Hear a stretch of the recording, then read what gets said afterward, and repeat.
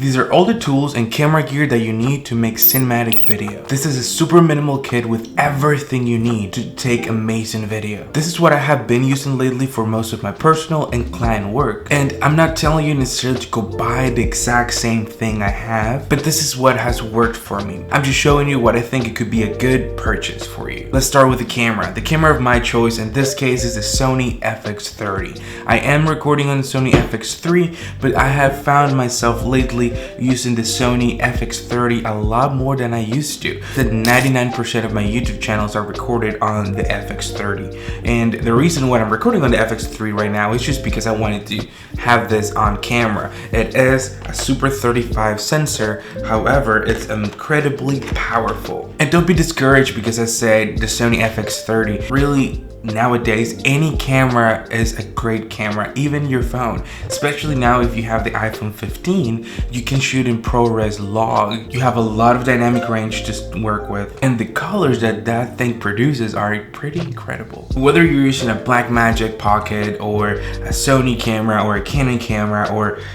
God forbid, a Nikon camera, you just want to make sure you can record in two different things, one in 4K and one in log, simply because that's the present and the future of filmmaking, and that shooting in log gives you more dynamic range to work with when you're trying to color grade footage. Most cameras now can record up to 4K, and when I'm choosing my cameras, I really like to make sure that I can record a 4K 60 frames per second. Some older cameras now, older I mean 2 years ago, they come with 4K up to 30 frames per second, but only 60 frames per second at 1080p. And at least on my experience with the Sony cameras, you can definitely tell the difference between 4K and 1080p. At least I like to think I can, and I will prefer the 4K anytime. Because even if I'm creating content for social media, I can record in the highest quality possible, which is 4K, and then just export and upload to Instagram or Facebook at 1080p. That will allow me to have the maximum quality that I can possibly have. Both the FX3 and the FX30 can record up to 60 frames per second with no crop. Granted,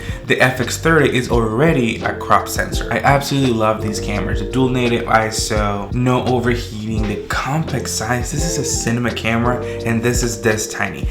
I appreciate that. I know that a lot of other people will like the bigger form factor. Get an FX6 or an FX9 at that point.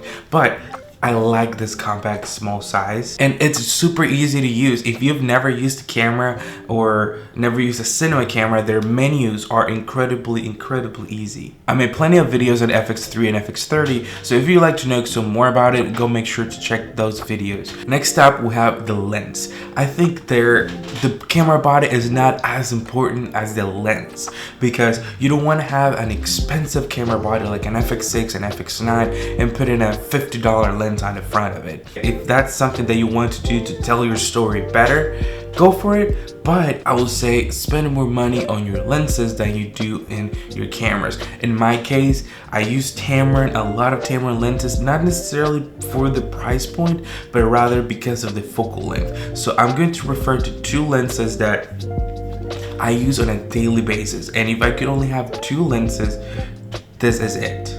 So first, I have the Tamron 20-40. Some people compare it to the 24-70, but I really like to compare this to a 16-35 because it just, at 40, it gets short from 70. It's just not fair to compare it to 24-70. So compared to 16-35, that's really what it's competing to.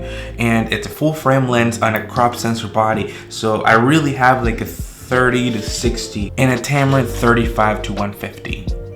I actually have that on my A7 IV. This is the Tamron 35-150. It's a big lens, it's heavy. At its widest, the 35 is an f2, and all the way zoomed in at 150, it's an f2.8. So there aren't really that many lenses in this focal length. I think there's one more from Samyang.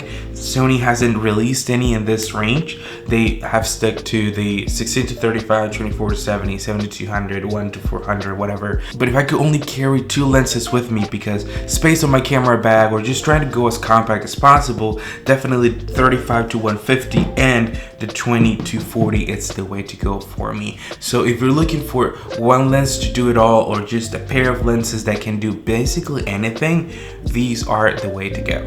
Next up is an ND filter. These are essential when you're filming to control your exposure. These allow you to achieve beautiful cinematic effects like motion blur and a shallow depth of field in bright conditions. If you want to keep the right amount of motion blur, an ND filter is completely necessary. So essentially what this is, see, you can technically see me, but if you turn it, it gets darker. So this is a variable ND filter. ND stands for neural density filter, and what this does, this is essentially sunglasses for your camera. Next up is a microphone. You're gonna need one microphone to record audio, whether this it's an overhead mic like they want to have right here, or in my case, this, I love this mic. This goes straight into the body of the camera with no wires, no batteries required. It just goes in like this. If you're vlogging, so as I said, this camera is wide as 40. You want the microphone to be to your arm's length. So this is perfect for vlogging, perfect to grab scratch audio. If you're doing content for social media, this does the trick. This is perfectly fine for it. Next up is a drone. Drones are great to provide a different look to your video, something that you cannot achieve with just your camera. So in my case, I really like to offer my clients drone footage of their property. I work a lot with some restaurants, so they really like a time lapse of cars going through the drive-thru, or an aerial photo of their restaurant when it's packed and busy, when the line's outdoor. All of that, it's a great selling point for your clients. In my case, I have the DJI Mini 3 Pro. I know they just released the Mini 4 Pro, but honestly, this is so good that I don't see necessarily any reason to upgrade. What I like most about this drone is that you can shoot regular horizontal video, or it has a native vertical video included to it. With me creating a lot of social media content, being able to switch from horizontal to vertical so I don't have to worry about framing as much because I'm already shooting natively vertical has been incredible. And lastly, a tripod. I don't think there's much to say about a tripod. I think it's very self-explanatory what a tripod does. Get a tripod, nobody likes shaky footage. This is the basics. These are the essentials. Well, you can basically do anything with this kit. Let me know your thoughts. Would you change or add anything to it? Let me know in your comments. See you in the next one.